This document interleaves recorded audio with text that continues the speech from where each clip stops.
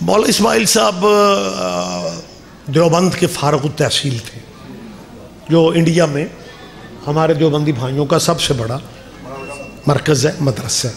مولانا اسماعیل صاحب وہاں کے پڑھے ہوئے تھے۔ مولانا اسماعیل مبلغ اعظم کے والد میاں سلطان ان کا نام تھا، وہ بھی فاضل دیوبند تھے، دیوبندیوں کا پڑھا لکھا گھرانہ، زیراں زبراں ٹھیک، صرف نحو پہ بھی پورا عبور جی۔ ایک جٹ دوجا دیوبندی تریجا مولوی۔ وہ پنجابی میں کبھی کہا کرتے تھے پنڈاں چ ایک سپ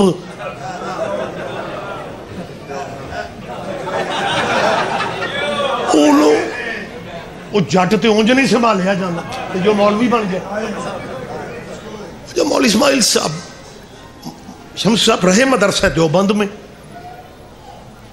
باپ دادا اسی مسلک متشدد، بس بی بی کا کرم ہو گیا، باغ فدق کے مسئلے نے مولانا اسماعیل کو شیعہ بنا دیا۔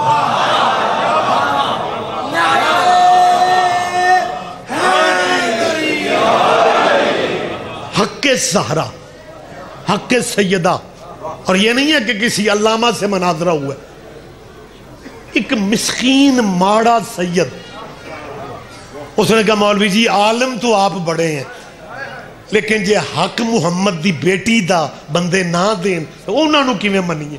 کہ بلا فرماتے ہیں ٹھوک کر مجھے لگ گئے۔ پھر ریسرچ کی اور ایک دن ایسا چڑھا کہ مولانا اسماعیل نے اعلان کر دیا کہ میں شیعہ ہوں۔ دیکھو اس زمانہ کیسا تھا،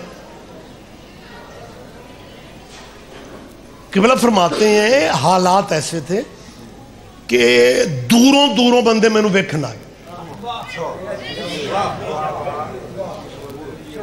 ایک بندہ علاقے کا پنچایت بھی فیصلے کرنے والا، سیانے بندے کو پنچایتوں میں بٹھایا جاتا ہے کہ بلا فرماتے ہیں انہاں علاقیاں دیا پنچایتاں حلو کر۔ وہ آیا میں نے آ کے غور نال ویکھن لگ پہ، نہ سلام نہ کلام، نال دے برامدے چ مولانا اسماعیل دے والد نو جا کے آندا ہے او میاں سلطان علی پورے علاقے چ رولا پی گیا، پتر تیرا شیعہ ہو گیا، میں ہنے ویکھیا تے چنگا بھلا ہے۔ اوئے ہوئے کوئی تو لطف لے گا یا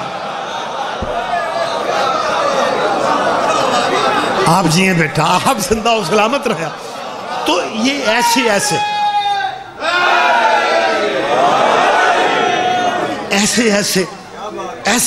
حالات سے گزر کے آپ کے مسلک کی اتنی اہمیت ہے کہ اب مولویوں کو وقت پڑا ہے کہ کسی طرح مخلوق کو شیعہ ہونے سے روکا جائے، اور اس کا بہت بڑا مین الزام تاکہ بچے گلی بدل جائیں امام بارگاہ والے کہ مجلسوں میں جانے سے نکاح ٹوٹ جاتا ہے۔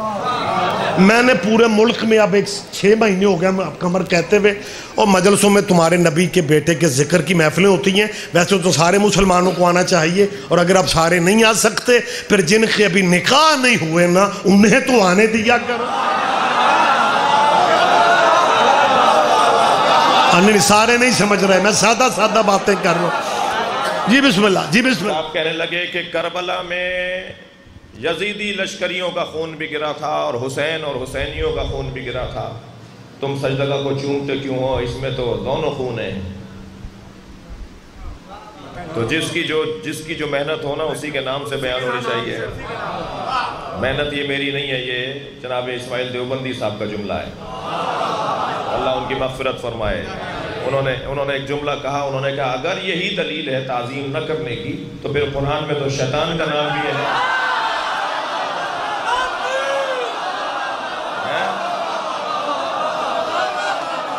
قرآن میں تو ابو لہب کا نام بھی ہے، تو پھر قرآن کو چومو گے نہیں؟ تو جب تم قرآن چوم رہے ہوتے ہو تو تمہارے ذہن میں شیطان نہیں ہوتا، رحمان ہوتا ہے۔ اور ہم جب سجدہ کی تعظیم کر رہے ہوتے ہیں تو ہمارے ذہن میں یزیدی نہیں ہوتے، حسین اور حسینی ہوتے ہیں، شہدائے کربلا ہوتے ہیں۔ نہیں واقعی مطلب ایک زمانہ واقعی یہ تاریخ آپ پرانی سمجھتے ہیں کہ ایک زمانہ اب تو خیر شعور بڑا اجاگر ہو گیا, اس میں میڈیا اور دیگر معاملات بھی سارے ہیں جس سے فرق پڑ گیا. کچھ ماشاءاللہ مومنین کو مواقع بھی ایسے ملے. لیکن جب میرے استاد محترم مولانا اسماعیل مرحوم مبلغ اعظم, میں قبلہ کا سب سے جونیئر شاگرد, سینئر شاگردوں میں بڑے بڑے نام گزرے ہیں. مولانا اسماعیل صاحب کے شاگردوں میں علامہ تاج الدین حیدری صاحب, جنہوں نے ہائی کورٹ میں سپریم کورٹ تک میں مسلک اہل بیت کی وکالت کی. ہاں مجھے وہ موقع یاد ہے, سپریم کورٹ میں وہ جسٹس سجاد علی شاہ ہوتے تھے, ان کی کورٹ میں حیدری صاحب شیعوں کی طرف سے پیش ہوئے تھے. پھر ہائی کورٹ کراچی میں بلایا گیا تو قبلہ وہاں بھی پیش ہوئے. وکیل پیسے لے لیندے جے مولویوں نو عدالت جانا پہ تے اسی نہیں جے لیندے. بڑے بندے جان کھاتے ہیں, یہ فیساں بڑیاں لیندے. مبلغ اعظم مولانا اسماعیل نے مجلسوں کی نیاز تو لی, مناظرہ 7 دن بھی چلتا رہا, ایک پیسہ بھی حرام تھا ان کی زندگی. مطلب یہ احمد تبصرے بیٹھ کے کرتے رہنا کہ جی لٹ کے کھا گئے لٹ کے کھا گئے. اصل میں مجبوری یہ ہے کہ امام, ہم بھی سائیڈ جاب بزنس کر لیتے, لیکن حسین اپنے نوکروں کو صرف اپنا نوکر دیکھنا چاہتا.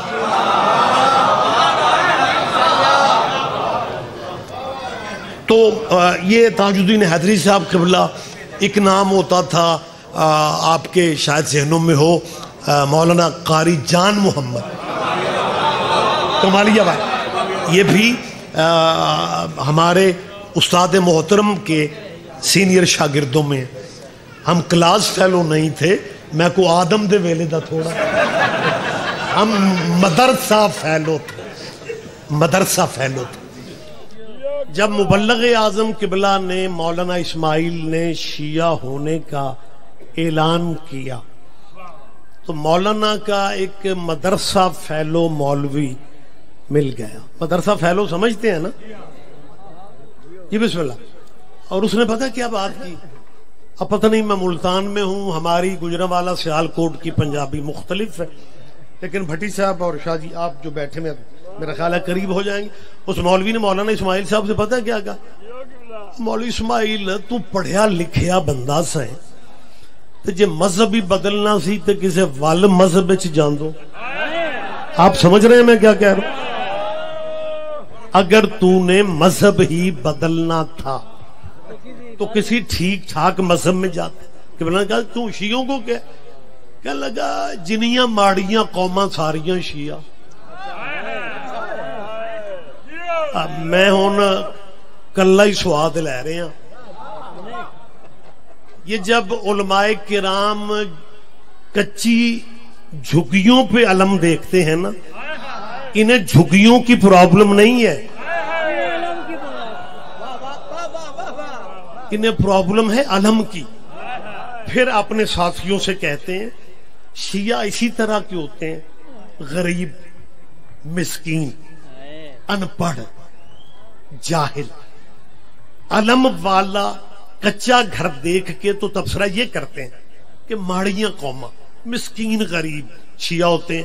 اور جب یہی مولوی حکومتی پلیٹ فارم پہ کسی انسانی حوالے سے بات کر رہا ہو, پھر پتہ لہجہ کیا ہوتا ہے, سب اولاد آدم میں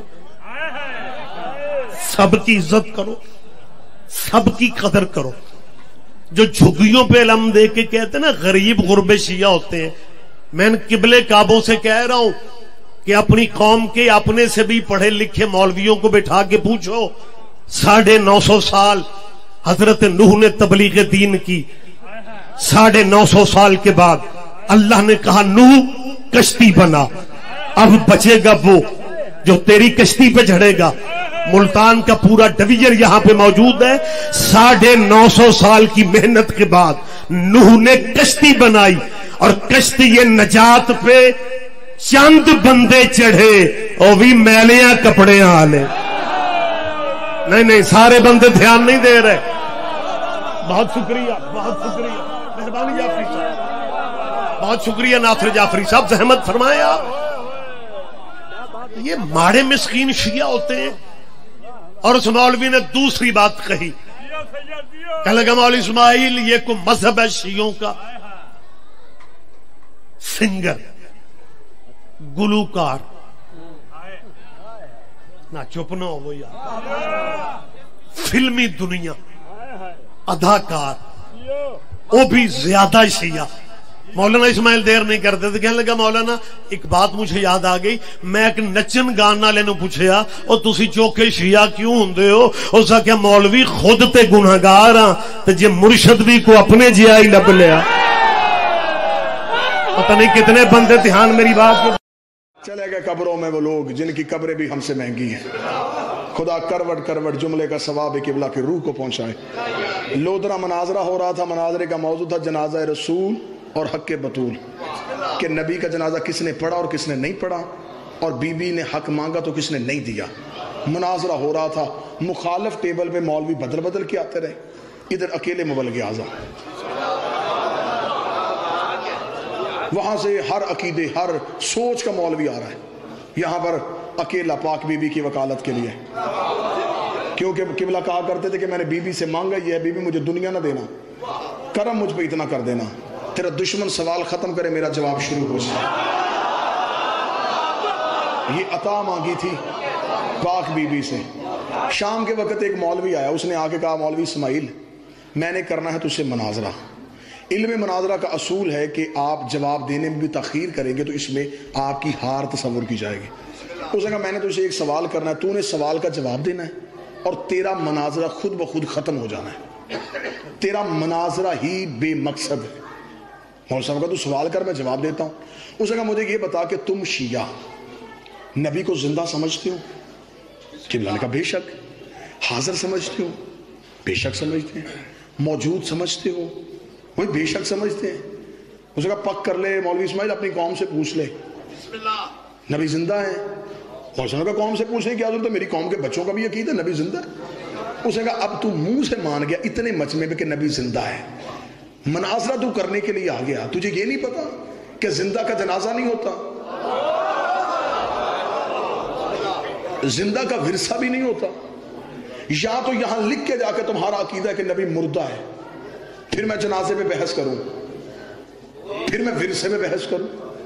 ایک طرف تم شیعہ کہتے ہو زندہ ہے، دوسری طرف بحث کرتے ہو کہ جنازہ کس نے پڑھا، اور زندہ کا جنازہ کیسا، زندہ کا ورثہ کیسا۔ لوگوں میں ایسے ہی خاموشی ہو گئی، بندے چوپ، پہاڑ جتنا نام مبلغ اعظم مولوی اسماعیل، وہ سوال پہ سوال کیے جا رہا ہے، مولوی اسماعیل چپ دیکھ رہا ہے، مولوی اسماعیل بول کیوں نہیں رہا۔ قبلہ مولوی صاحب نے کتابیں اٹھانی شروع کر دی، مخالف مجمع نے نعرے لگانے شروع کر دیے، مولوی اسماعیل گیا، مولوی اسماعیل کو جواب نہیں آ رہا، مولوی صاحب نے کتابیں اٹھائی کپڑے میں بند کی، شگیر سے کہا اٹھا کتابیں، مناظرہ ختم ہو گیا۔ اس نے کہا مولوی اسماعیل نہ ایسے نہ جانا، مان کے جا، تو مناظرہ ہار گیا ہے۔ مولوی صاحب نے کہا مانوں گا میں بھی، پہلے ایک سوال کا جواب تو بھی دے، زندہ کے جنازے نہیں ہوتے، زندہ کے ورثے نہیں ہوتے، زندہ کے خلیفے بھی نہیں ہوتے۔ سارے بولو مل کے بولو حیدری،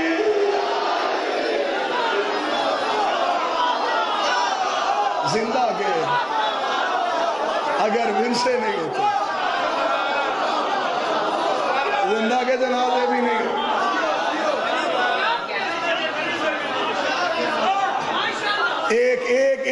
ایک سطر مبلغ اعظم کی اور حکیم صاحب یہ باتیں سینہ بسینہ چلتی، کاش مبلغ اعظم پہ کتاب لکھی جاتی، کاش مولانا اسماعیل پہ بچوں کو پڑھایا جاتا اور بتایا جاتا، پھر گھر گھر میں مناظر پیدا ہوتا۔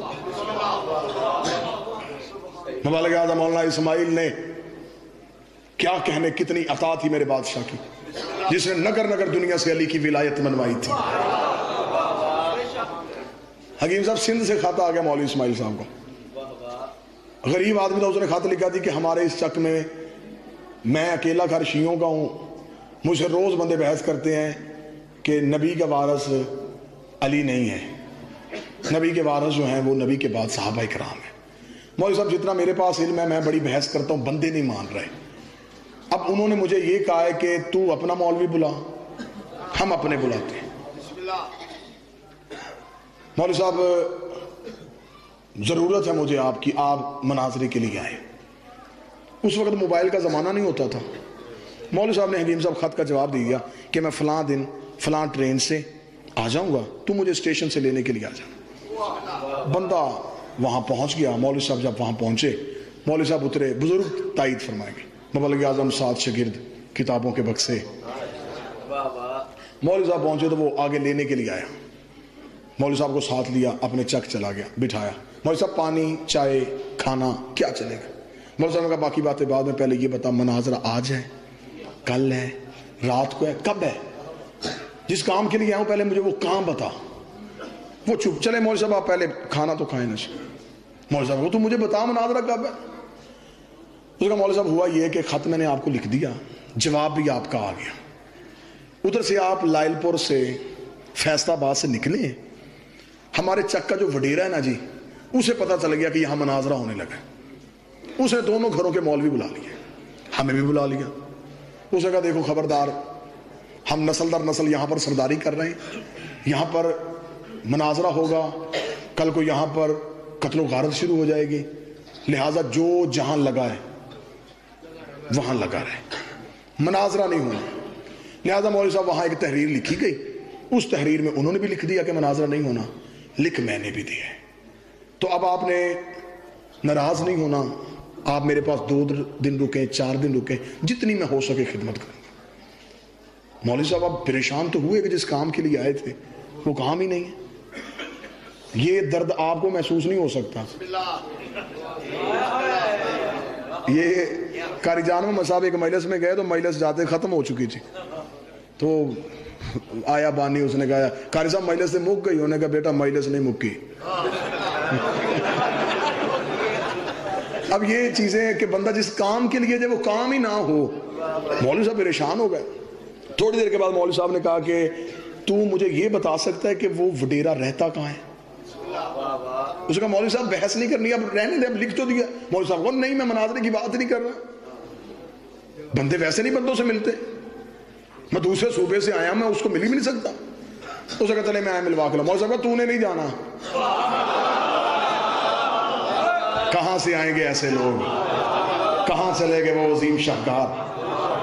तू सिर्फ मुझे बता डेरा कहाँ है? उसने कहा जी ये आबादी से बाहर, वो फलां जगह पर है। मौलवी साहब ने अपनी किताब फतूहात शिया में इसका तस्करा किया। मौलवी साहब साथ चले गए डेरे पे, जो डेरों का माहौल होता है, वडेरा बैठा हुआ, लोग बैठे हुए, हुक्के पड़े, गप्पे हो रही, बातें चल रही। मौलवी साहब चुप करके एक पीड़ा लेके साइड पे मौलवी साहब भी बैठ गए। अब मौलवी साहब खामोश बैठे हैं। अब पूरे डेरे के बंदों की नजरें मौलवी इस्माइल पे। बंदा हमारे इलाके का है नहीं, पहले कभी देखा नहीं, कहां से आया है, कौन है? आखिर थोड़ी देर के बाद उस वडेरे ने पूछा सूफी साहब कौन है आप? मौलवी साहब उठे। पूरे डेरे की नजरें क्या कहने, पूरे डेरे के बंदों की नजरें मौलवी इस्माइल पे। मौलवी साहब ने उठते ही पहला जुमला कहा जी। उसने कहा जी कौन है आप? जी क्या कहा जी? जी मैं पूछ रहा हूं आप कौन है? मौलवी कहा जी मैं बीबी बतूल का वकील हूं।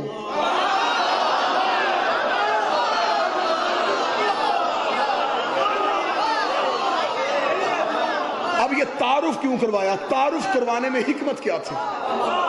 मौलवी साहब अपना नाम बताते, मोहम्मद इस्माइल हूं जी मैं, कुछ बंदे सुनते कुछ ना सुनते। तारुफ इतना बड़ा करवाया जिसने नहीं भी देखना था उसने भी देखा। मौलवी साहब ने पहले तारुफ में पूरे मजमे की तवज्जो अपने हाथ में ली। उसने कहा जी फरमाएं किस काम आए? मौलवी साहब ने कहा जी मैं पंजाब से आया हूं। अच्छा अच्छा अच्छा अच्छा, मुनाजरा करने? शिया हैं? मैं शिया हूं। उसका वो उसने बताया नहीं आपको कि मुनाजरा नहीं होना, यहाँ रात फैसला हो गया। मौलवी साहब जी बता दिए। तो फिर मौलवी साहब जी कुछ भी नहीं, मुनाजरा तो करना ही नहीं, आपने जब फैसला कर लिया तो फिर ठीक है। मैं तो बस आपकी जियारत करने आया था कि जिस बंदे ने ये फैसला किया वो ज़हीन शख्स है कौन? ایسی بصیرت اللہ ہر کسی کو تو دیتا ہی نہیں، ایسی ذہانت، ایسی دور اندیشی، ایسا علاقے کے لوگوں سے پیار. جی کیا کہنے، کمال لوگ ہیں جی آپ، کیا کہنے آپ کے. آپ کا فیصلہ اتنا وزنی ہے، میں مجبور ہو گیا آپ کو دیکھنے کے لیے. اب یہ مولوی صاحب بار بار باتیں کیوں کریں ہیں؟ آپ میری تائید فرمائیں گے. ڈیرے دار بندہ خوشامد کا محتاج ہوتا ہے. مولوی صاحب نے جب تعریفوں پہ تعریفیں کی تو مولوی صاحب اب جو حاصل کرنا چاہتے تھے وہ آخر حاصل کر لیا. حاصل کیا کرنا چاہتے تھے؟ مولوی صاحب جب تعریفیں کرتے رہے، اس نے کہا صوفی صاحب آپ ادھر کیوں کھڑے ہیں؟ آپ ادھر آئیں، آپ ہمارے مہمان ہیں. اور نہیں جی آپ بھی بڑے اچھے ہیں، آپ بھی بڑے کمال ہیں. اب جو مولوی صاحب چاہتے تھے، محفل کی صدارت مولوی اسماعیل کے ہاتھ میں آ گئی. پرایا دیس، دشمن زمانہ، مخالف کا ڈیرا، اب کرنے لگا ہے وکالت مولوی اسماعیل. محنت دیکھنا ذرا بزرگوں کی محنت. مبلغ اعظم ساتھ آگے بیٹھے، اس نے کہا جی کچھ چائے پانی. مولوی صاحب کو نہ کچھ نہیں، بس آپ کو دیکھنا ہے. اللہ آپ کی زندگی کرے. آپ جیسے لوگ روز روز تو پیدا ہوتے ہی نہیں، آپ تو بڑے با کمال لوگ ہیں. سنا تھا کہ سندھ کے لوگ بڑے اچھے ہیں، شکر ہے آج دیکھ لیا. مولوی صاحب چھوڑے ہی نہ تعریفیں. اس نے کہا جی صوفی صاحب بس ٹھیک ہے جی. مولوی صاحب نے کہا جی ایک چھوٹی سی عرض کر سکتا ہوں؟ جی جی حکم حکم حکم. آپ بولنے کیا ہے؟ مولوی صاحب نے کہا جی ایک دعا منگوانا چاہتا ہوں. اس نے کہا اگر اندر سے مولوی ہے نا، مناظرے سے نہیں تو دعا پہ آ گئے. اس نے کہا ٹھیک ہے جی. اس نے ڈیرے سے کہا بھائی دعا کرو. بھائی مولوی صاحب دعا کروانے لگے. بھائی سارے دعا کرو. بھائی سارے، جس نے ہاتھ میں حکا تھا اس نے حکا چھوڑ دی، جس کے ہاتھ میں اخبار تھی اس نے اخبار رکھ دی، دعا کے ہاتھ اٹھا لیا. جی مولوی صاحب دعا کروائیں. مولوی صاحب نے کہا میرے اللہ، جیسا اس علاقے کا بزرگ وڈیرا یہ ہے، مولا ایسا ہمیں بھی دے. مولا ایسا سردار ہمیں بھی نصیب ہو. اور جو ہمارے علاقے کا ہے نا، میرے اللہ تو اسے موت دے دے، اسے مار دے، اسے میرے جانے سے پہلے مار دے. اب آمین کہنے سے پہلے بندوں نے ہاتھ نیچے کر لیے. سچا واقعہ ہے. نتیجہ دیکھنا کتنا کمال نکلتا ہے.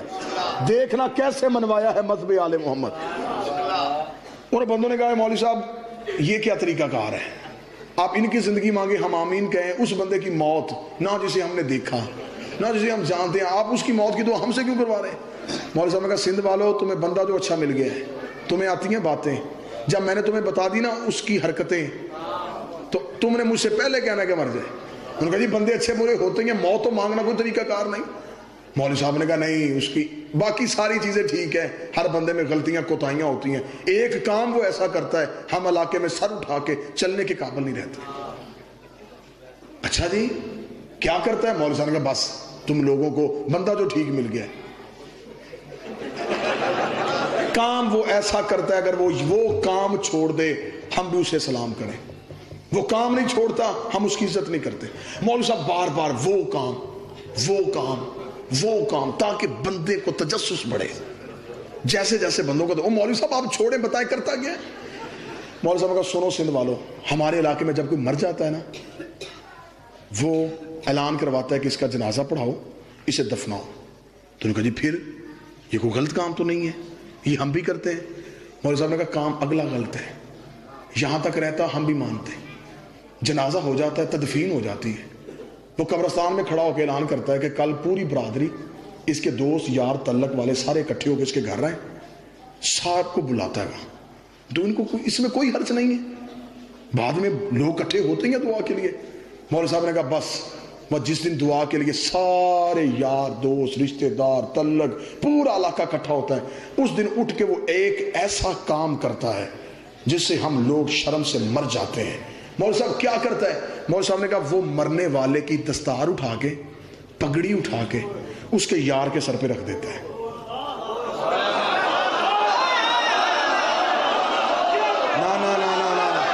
جب مولوی صاحب نے کہا پگڑی اٹھا کے یار کے سر پہ رکھ دیتا ہے، سب سے پہلے وڈیرا بولا اللہ لعنت کرے ایسے بندے، ایسے بندے کو مر ہی جانا چاہیے۔ مولوی اسماعیل نے کہا تو جو اتنا ذہین شخص ہے تو بتا کیا کرنا چاہیے؟ اس نے کہا مولوی صاحب یہ کوئی پوچھنے کی بات ہے، دستار یا بھائی کی ہوتی ہے یا بیٹے کی ہوتی ہے، یا بھائی کی ہوتی ہے یا بیٹے کی ہوتی ہے؟ مبلغ اعظم دشمن کے ڈیرے پہ کھڑا ہو گیا، سینے پہ ہاتھ لگا، سونا وڈیرے، میں بندے مروانے نہیں آیا تھا، میں قتل کروانے نہیں آیا تھا، میں بھی اتنا بتانے آیا تھا نبی کی دستار بھائی کی بنتی تھی، یار کی نہیں، دستار محمد کا وارث۔ سارے بولو مل کے بولو حیدری۔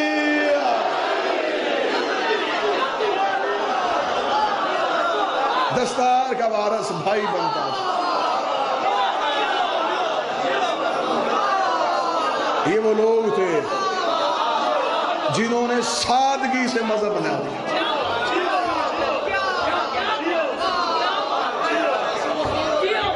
مجھے غریب کی آج بھی رہائش اس جگہ پہ ہے جہاں پر مبلغ اعظم کا درس تھا۔ مولوی اسماعیل کے جنازے پہ جہاں شیعہ رو رہے تھے وہاں اہل سنت کے علماء نے آ کے رونا شروع کیا، اور انہوں نے روتے ہوئے مائک پہ کہا تھا شیعو تم اس لیے رو رہے ہو، اگر ہم نے تمہیں مناظرے پہ بلایا کس لے کے آؤ گے؟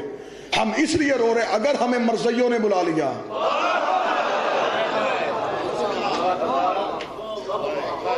ہم کسے لے کے جائیں گے؟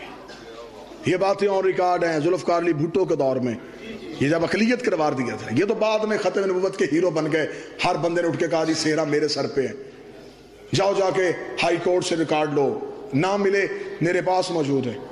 یہ واحد شیعہ مبلغ اعظم مولانا اسماعیل تھا جس نے اکیلے مناظرہ کیا تھا۔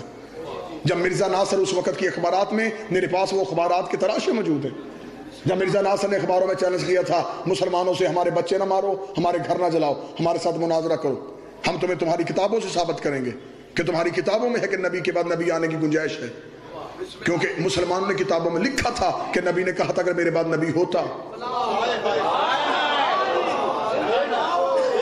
انہوں نے کہا تم بحث کر ہی نہیں سکتے اگر تم نبی کے پاس کسی غیر معصوم کو نبی کا وارث بنا سکتے ہو، تم ہمارے ساتھ بحث ہی نہیں کر سکتے۔ کھلم کھلا چیلنج مرزا ناصر کر رہا تھا ربے میں بیٹھ کے، تیرے پورے ملک میں ایسے خاموشی تھی جیسے خندق کے میدان میں تھی۔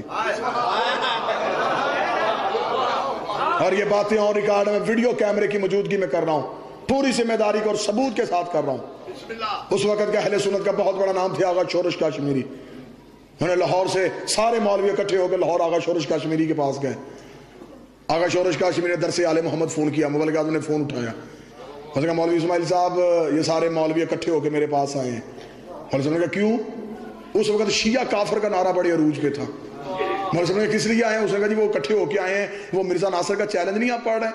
مولوی صاحب نے کہا پڑھ رہا ہوں، مجھے تو اس نے کیا ہی نہیں، کر تو وہ آپ کو رہا، جس دن مجھے کرے گا میں نے آپ سے پوچھنا ہی نہیں۔ اس نے کہا نہیں یہ سارے مولوی اکٹھے ہو کے آئے ہیں، وہ کہتے ہیں کہ ہم مفتی ہیں، حافظ ہیں، قاری ہیں، بات ہے مناظرے کی، یہ کام اسماعیل نے کرنا ہے۔ جب انہوں نے کہا نا یہ کام آغا شورش کاشمیری کا اسماعیل نے کرنا ہے، قبلہ مبلغ اعظم مسکرائے، مسکرا کے آغا شورش کاشمیری صاحب بڑے وزادار آدمی ہیں، یہ جو مولوی بیٹھے ہیں پہلے ان سے پوچھ لیں اسلام میں کافر سے مدد مانگنے کی گنجائش ہے؟ اسلام میں کسی کافر سے مدد مانگی جا سکتی؟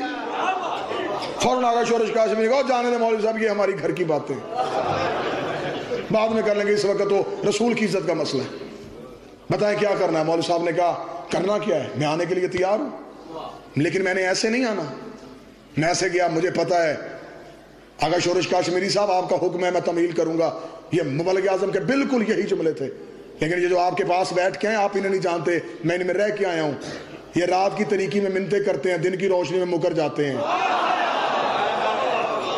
اگر میں چل کے گیا تو انہوں نے کہا تھا مولوی اسماعیل خود ہی آیا تھا، ان سب کو لے کے درس آل محمد کے دروازے پہ آ،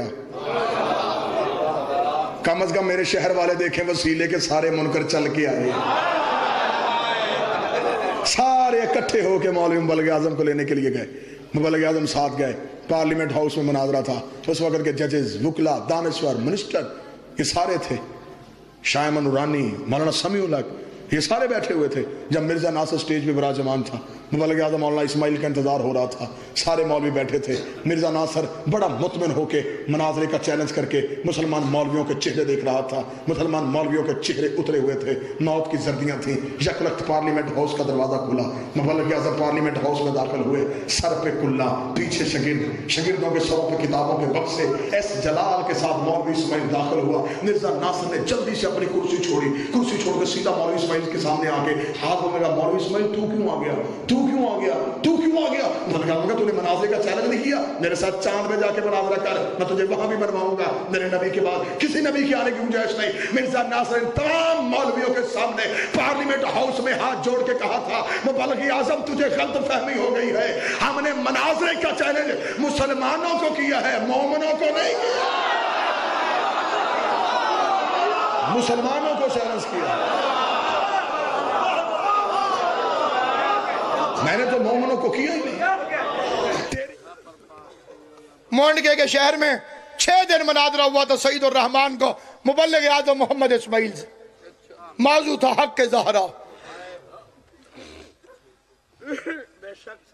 काजी सईद उर रहमान, इन्होंने आखिरी मजलिस बस्ती खोखरा में पढ़ी थी, रिकॉर्डिंग भी हो रही है और बड़े जय्यद उलमा ज़ाकिरीन भी तशरीफ फरमाए।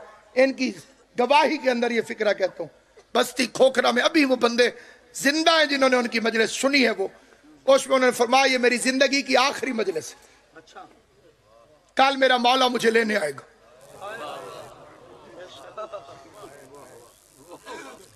निश्तर अस्पताल मुल्तान में उनका इंतकाल हुआ तो उन्होंने वसीयत लिख के हवाले कर दी। डॉक्टरों ने कि अखबार के फिक्रे पढ़ लो, डॉक्टरों ने चेक करके कहा बिल्कुल ठीक है। उन्होंने कहा मेरा मौला आ रहा है मुझे लेने। डॉक्टरों ने कहा बिल्कुल ठीक है। उन्होंने घंटे और मिनट बताए थे कि इस वक्त मेरा इंतकाल होगा। डॉक्टरों ने 5 मिनट कहा पहले आप बिल्कुल ठीक है। काजी साहब ने दोनों हाथ माथे पे रख के कहा अस्सलाम वालेकुम या अली मदद। इंतकाल हो गया था। अली को मानने के बड़े फायदे हैं, लेकिन मादियत पसंदों को दुनिया में समझ नहीं आते। अल्लामा हसन ज़ैदी बोल चाल बंद हो गई थी, लिख के बात करते थे। जो बंदे मौके पर मौजूद थे मैंने उनसे भी मुलाकात की है और इस वाक़े की तस्दीक की है कि अचानक पता नहीं ज़ैदी साहब की बूढ़ी हड्डियों में कहां से ताकत आई कि वो बिस्तर पे उठ के खड़े हो गए और एक तरफ कोई भी नजर नहीं आ रहा था, उस तरफ मुंह करके ज़ैदी साहब ने फरमाया कि बिला निफासत देखिए, वही जो जिंदगी गुजरी है वही आखिरी फिक्रा अल्लामा हसन ज़ैदी का। यूं ऐसे मुड़े और फरमाया आप तशरीफ ले आए।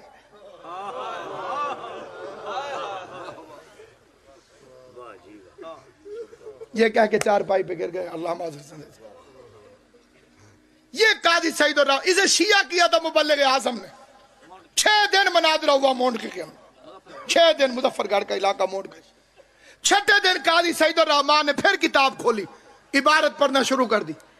मोहम्मद इस्माइल ने फरमाया काजी सईद उर रहमान किताब रख दे, तेरा मेरा मनाजरा महीने खत्म नहीं होगा। छोड़ किताबें, वक्त जाया न कर, वजू कर, कुरान सर पे रख, काबे की तरफ मुंह करके बता इन्होंने ज़हरा को खाली वापस नहीं भेजा।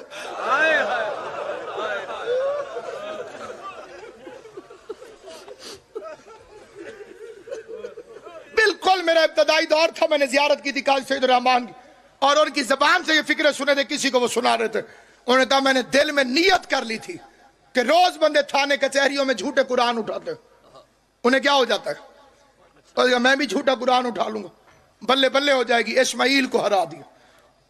कहते मैंने दौड़ के वजू किया, वजू करके कुरान उठाया, कुरान उठाकर काबे की तरफ रुख किया। वो कहते यहां तक कुरान आ गया था या मैंने तनजन मुड़ के इस्माइल को देखा कि देख अभी तू हार जाएगा और मैं झूठा कुरान उठा रहा हूं। कहते मैंने मुड़ के देखा इस्माइल की दाढ़ी आंसुओं से भीग गई थी और रोते रोते आहिस्ता आहिस्ता मोहम्मद इस्माइल कह रहा था अच्छा ज़हरा तेरी अपनी किस्मत, अल्लाह तुम्हारा मातम कबूल करे। अभी भी देख रात के वक्त तेरे मुकदमे के कितने गवाह हैं। आ जनाब ज़हरा देख तेरे मुकदमे के कितने गवाह हैं। इस्माइल की आवाज है अच्छा मोहम्मद की बेटी तेरी अपनी किस्मत, اس سے زیادہ تیری وکالت میں کر نہیں سکتا. آگے قرآن جانے، سعید الرحمان جانے. قاضی سعید الرحمان کہتے میری آنکھوں کے سامنے اندھیرا آیا، میں نے اپنے آپ سے کہا سعید الرحمان 1400 سال سے دنیا محمد کی بیٹی پہ ظلم کر رہی ہے، تو حیا کر، تو رسول کی بیٹی کے خلاف گواہی نہ دے. قاضی نے قرآن اٹھایا، سر پہ رکھ کے کہا لوگو اسماعیل سچا ہے. محمد کی بیٹی دربار میں بابا کی تحریر کو ہاتھ میں لے کر ایک ایک کو دکھاتی رہی ہے، یہ میرے بابا کی تحریر ہے، میرا بابا مجھے لکھ کے دے گیا تھا، یہ میرے جس نے زندگی میں کبھی ماتم نہیں کیا میں اس کے سامنے فکرہ پڑھتا ہوں. اگر فکرہ صحیح ہو اجازت کی ضرورت نہیں ہوتی. جتنے شیعہ بیٹھے ہو سارے دیکھ لو میری طرف، ماتم تمہاری اپنی قسمت کا. قسم کے طور پہ قرآن سر پہ رکھ کے قسم کھا کے کہتا ہوں میں نے اپنی آنکھوں سے پڑھا، اس نے سند پھاڑنے سے پہلے اس پر تھوکنا شروع کیا. بھرے